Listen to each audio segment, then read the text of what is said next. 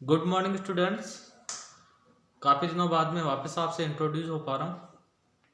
आज की class start करते हैं। आज की क्लास में वही पुराने वाला chapter 13B exercise, chapter 13 exercise 13B क्या पढ़ रहे थे उसमें उसमें हम पढ़ रहे थे कॉन्ग्रुएंसी ऑफ ट्राइंगल्स। ठीक है बच्चों, उसी को आगे अपन प्रोसीड करते हैं। देखो उसका क्वेश्चन नंबर 7 तक तो करीब मैंने लगभग करवा दिए थे। क्वेश्चन नंबर 8 और उससे जस्ट आगे वाले क्वेश्चन आज हम डिस्कस करेंगे। क्वेश्चन नंबर 8 देखिए। क्वेश्चन नंबर 8 में क्या बोला जा रहा है, ये आपके पास एक ट्राइंगल है।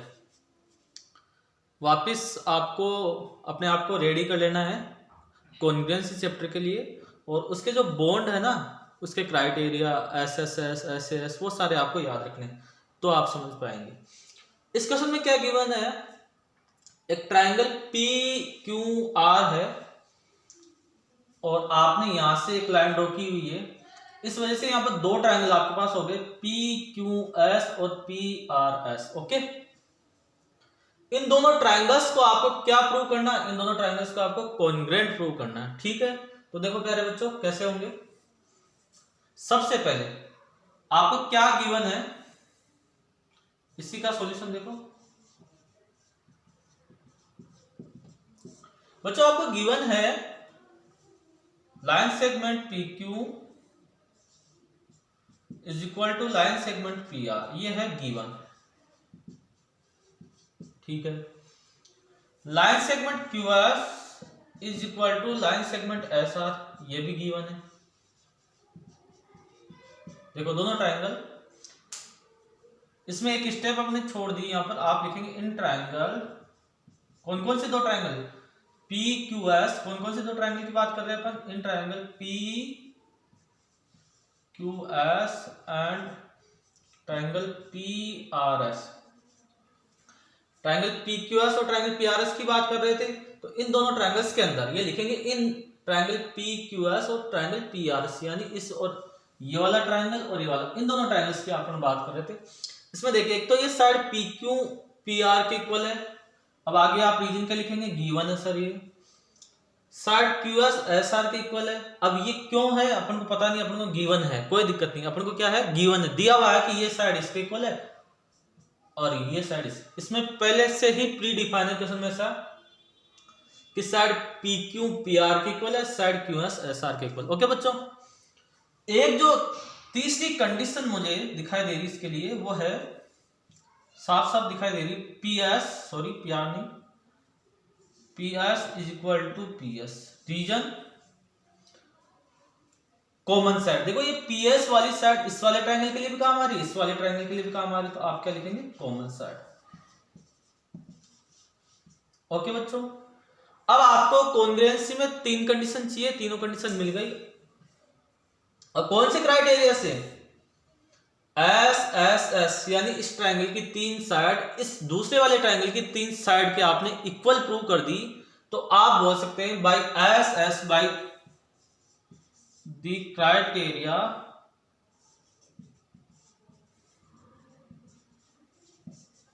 Of congruency. कौन से क्राइटेरिया, बाय द SSS, थोड़ा यहां जो है reason, by the criteria SSS criteria of congruency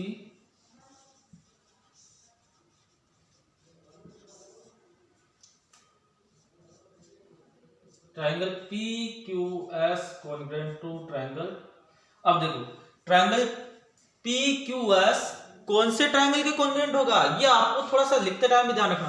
देखो बच्चों, इसमें जितना इंपॉर्टेंट इसको कॉन्ग्रुएंट प्रूव करना, उतना ही ज्यादा इंपॉर्टेंट इसकी जो कॉन्ग्रुएंसी है उसको लिखना है। ये ऐसे नहीं डायरेक्टली नहीं लिखी जा सकती।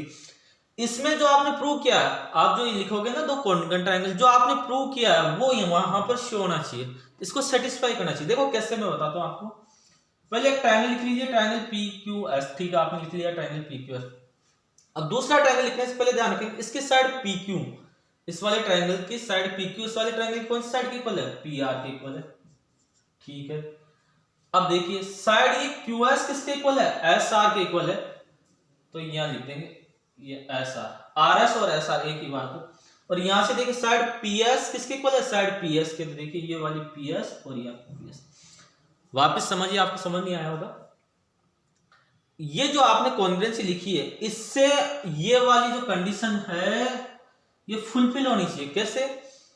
इनका ऑर्डर चेक करेंगे। ये पी क्यू है, इस ट्रायंगल का जो ये फर्स्ट लेटर सेकंड लेटर मिला के कौन सी साइड बना रहा है? P Q. तो इसका फर्स्ट और सेकंड लेटर जो मिलके साइड बना रहा है पी आर, वो पी क्यू के इक्वल होनी चाहिए ऑर्डर के अकॉर्डिंग। तो पी क्यू पी आर के इक्वल है या नहीं बच्चों? ठीक है। इसकी साइड क्यू एस किसके इक्वल है? आर एस के ऑर्डर के अकॉर्डिंग। यहाँ जो आपने ट्रायंगल की कॉन्ग्रुएंसी लिखी हुई है, दो ट्रायंगल्स कॉन्ग्रुएंट ट्रायंगल आपने शो कर रखे हैं, उनका ऑर्डर देखिए। साइड क्यू एस किसके इक्वल है? साइड पी आर के। Side Q S equal side P R के। तो यहाँ से देखिए Q S is equal to P R, sorry Q S किसके इक्वल है? आर एस के। तो देखिए यहाँ पर Q S is equal to S R. S R और आर एस सेम थिंग है, कोई दिक्कत नहीं है। एस आर को आप आर एस भी लिख सकते हैं। फिर आगे वाला ऑर्डर देखिए, ये साइड पी एस किसके इक्वल है? इसी की साइड पी एस के इक्वल। बोलो बच्चों, आया कि नहीं आया समझ में?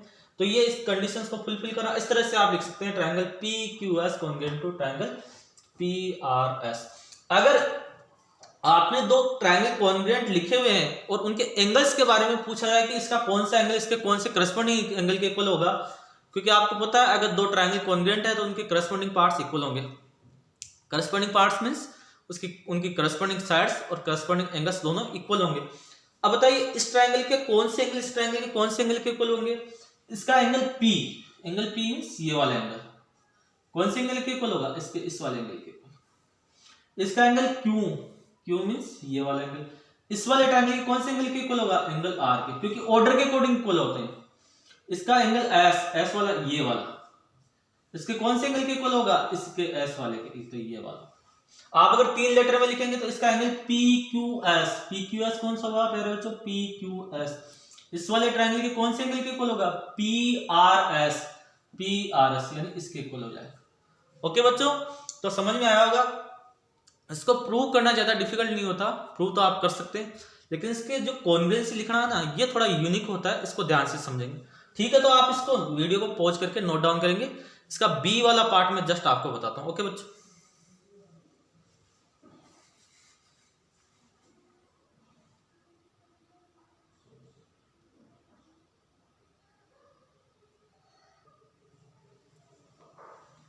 देखो इसी क्वेश्चन का सेकंड पार्ट है बच्चों।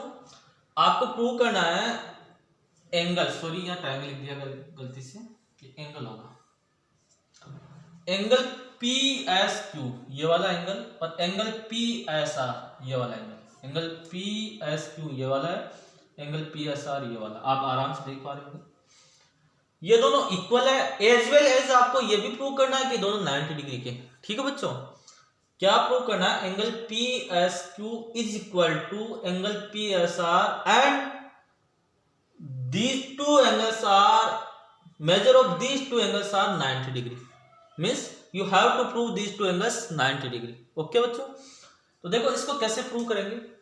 आपको पता है आपने क्या प्रूव कर दिया, इसके जस्ट पहले पार्ट में आपने प्रूव किया है triangle P Q S congruent to triangle P R S. Triangle P Q S को पी आर एस के कॉन्ग्रुएंट प्रूव कर दिया। ठीक है, तो कॉन्ग्रुएंट ट्रायंगल्स के करस्पॉन्डिंग पार्ट्स इक्वल होते हैं, मींस उनके करस्पॉन्डिंग एंगल्स और करस्पॉन्डिंग साइड्स इक्वल होगी। इससे मैं ये लिख सकता हूं, अभी भी बताया था, angle P S Q, angle P S Q is equal to angle P S R. अब ये ऐसा क्यों होगा? ऐसा इसलिए होगा प्यारे बच्चों, बाय सीपीसीटी, यहां लिखेंगे सीपीसीटी। सीपीसीटी का मतलब होता है corresponding part of congruent triangles, यानी दो ट्रायंगल आपने कॉन्ग्रुएंट प्रूव कर दिए तो उनके करस्पॉन्डिंग एंगल्स भी इक्वल होंगे और उनकी करस्पॉन्डिंग साइड्स भी इक्वल होंगे। ओके बच्चों, अब ये दोनों इक्वल है। ठीक है, अब मैं लिखता हूं, देखिए आप बच्चों, angle P S Q plus angle P S are 180 degree होगा या नहीं होगा? होगा। क्यों होगा? Bye linear pair. Linear pair of angles मैंने पढ़ा दिया है।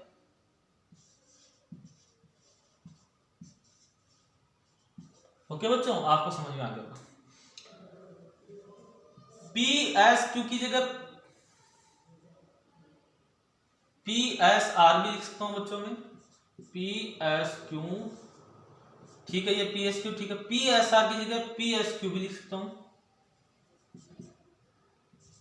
P S Q. देखो ऐसा क्यों किया, आपको पता है पी एस क्यू और पी एस आर बराबर है, तो ये पी एस क्यू तो ऐसे कैसे रखा, और ये जो पी एस आर है इसकी जगह मैंने पी एस क्यू लिख दिया इज इक्वल टू 180 डिग्री। अब देखिए 2 times of P S Q, 2 times of angle P S Q is equal to 180 degree, और यहां से इसको आगे अगर आप सोल्व करेंगे तो एंगल पी एस क्यू आपको मिल जाएगा 180 डिवाइडेड बाई 2, और 2 से डिवाइड करेंगे 90 डिग्री। अगर पी एस क्यू 90 डिग्री है तो पी एस आर भी 90 डिग्री होगा। कारण क्या है प्यारे बच्चों, दोनों इक्वल दे रखे, दोनों इक्वल है, तो पी एस क्यू अगर 90 डिग्री है तो पी एस आर भी 90 डिग्री होगा। इस तरह से आपने इसका सेकंड पार्ट भी प्रूव कर दिया। और मैं इसका थर्ड वाला पार्ट भी साथ ही प्रूव कर देता हूँ। थर्ड वाले पार्ट में क्या पूछ रहा है, एक मिनट रब कर देता हूँ, आप वीडियो को पॉज करके नोट डाउन कर लेंगे।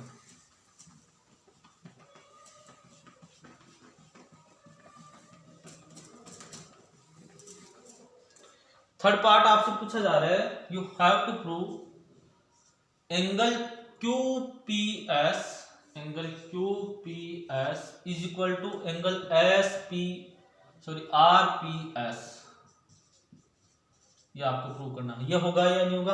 अब देखिए angle Q P S is equal to angle R P S होगा, क्योंकि आपको पता है करस्पॉन्डिंग ट्रायंगल्स के कॉन्ग्रुएंट पार्ट्स इक्वल होते हैं, तो बाय सीपीसीटी ये दोनों एंगल्स भी क्या हो जाएंगे, इक्वल होंगे। ओके बच्चों, तो इस तरह से इस क्वेश्चन के आपने तीनों पार्ट्स प्रूव कर दिए। अब मैं इससे जस्ट आगे वाला एक और क्वेश्चन है, क्वेश्चन नंबर 9 बताता हूँ। क्वेश्चन नंबर 10 मैंने पहले बता दिया ऑलरेडी, क्वेश्चन नंबर 9 को मैं एक्सप्लेन करता हूँ, तो आप इसको पॉज करके नोट डाउन करें, मैं क्वेश्चन लिखता हूँ।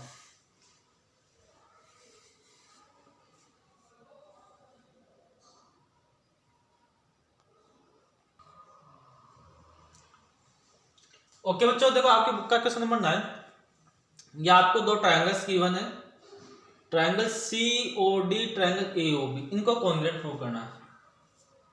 और आपको गिवन क्या है, AB side AB is equal to side CD, और AB पैरेलल टू CD, ये AB और CD पैरेलल भी है और AB और CD इक्वल भी है। तो सबसे पहले तो अपन लिख लेते हैं प्रूफ क्या करना है, प्रूफ लिखो, प्रूफ क्या करना है मैं लिख देता हूं यहां साइड में, triangle AOB congruent to triangle COD, नहीं सॉरी ट्रायंगल DOC, ये प्रूव करना है। Triangle AOB congruent to triangle DOC, ये प्रूव करना, ठीक है। आपको क्या गिवन है प्यारे बच्चों, सबसे पहले आप लिखेंगे in triangle AOB and triangle COD क्या क्या इक्वल है, side AB is equal to side CD, means इस ट्रायंगल की साइड AB इस ट्रायंगल की साइड CD की इक्वल है। और आपको ये भी गिवन है side AB parallel to CD, अगर ये AB CD के पैरेलल होगी तो इससे आपको एक क्लू मिल जाएगा कि ये जो दोनों एंगल है इनको बोलते हैं अल्टरनेट इंटीरियर एंगल्स। और जब भी कोई दो साइड इक्वल हो और उन्हें दो साइड पैरेलल हो, उन्हें एक तीसरी साइड इंटरसेक्ट करती है तो उसको ट्रांसवर्सल बोलते हैं। और अगर एक ट्रांसवर्सल उनको काटे यानी इंटरसेक्ट करके जाए दो अलग अलग पॉइंट्स पर, तो यहाँ पर ये जो बनने वाले एंगल्स हैं इनको बोलते हैं अल्टरनेट इंटीरियर एंगल्स, और ये हमेशा क्या होते हैं, आपस में इक्वल होते हैं। एक तो हो गया आपकी साइड, ये तो हो जाएगा गिवन, ओके बच्चों। और एक हो जाएगा आपके पास एंगल ABO। देखो मैं जितने ध्यान से पढ़ा रहा हूं उतने ध्यान से आपको पढ़ना पड़ेगा, छोटी सी मिस्टेक आपने की और क्वेश्चन गलत हो जाएगा। Angle ABO is equal to angle CDO, और एक एंगल आपको इक्वल मिल जाएगा एंगल AOB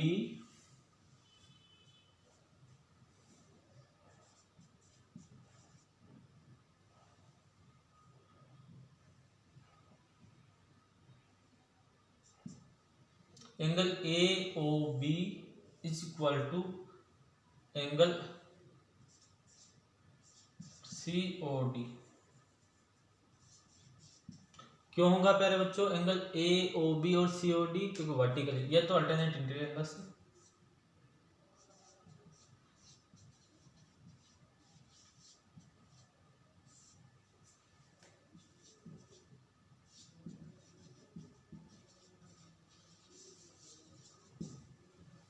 और इनको बोलते हैं vertically opposite angles. Vertically opposite angles भी हमेशा इक्वल होते हैं। अगर एक ऐसे स्ट्रेट लाइन दूसरी स्ट्रेट लाइन को इंटरसेक्ट करे तो ये जो बनने वाले एंगल्स हैं इनको बोलते हैं वर्टिकली अपोजिट एंगल्स, और ये हमेशा इक्वल होते हैं। आपको तीन चीजें मिलनी चाहिए थी, तीनों मिल गई। अब कौन से क्राइटेरिया से? बाई AAS, यानी कोई भी दो एंगल और एक साइड, इंक्लूडिंग साइड नहीं, इंक्लूडिंग साइड होती तो आप बोलते ASA, लेकिन AAS क्यों बोलेंगे? कोई आपको दो ट्राइंगल और एक साइड मिल गए, ठीक है। तो भाई AAS कौन कौन से दो ट्राइंगल कौन गए? अब देखिए एक का पहले आप नाम लिख लीजिए, ट्राइंगल AOB कॉन्ग्रुएंट टू। अब इसकी कॉन्ग्रुएंसी लिखते टाइम थोड़ा ध्यान रखेंगे। ट्राइंगल AOB कॉन्ग्रुएंट टू, इसकी कॉन्ग्रुएंसी किसके इक्वल होगी? इसकी साइड AO किसके इक्वल है? नहीं गिवन अपन को। AB किसके इक्वल है? CD के। तो ये C हो गई और D हो गई, बीच में पॉइंट O हो जाएगा। अब और मैच कर लीजिए आप, angle ABO, angle ABO angle is equal to angle CDO, ठीक है। यहाँ से एंगल AOB COD के इक्वल होना चाहिए। चलो ठीक है, तीनों कंडीशन से फुलफिल करा।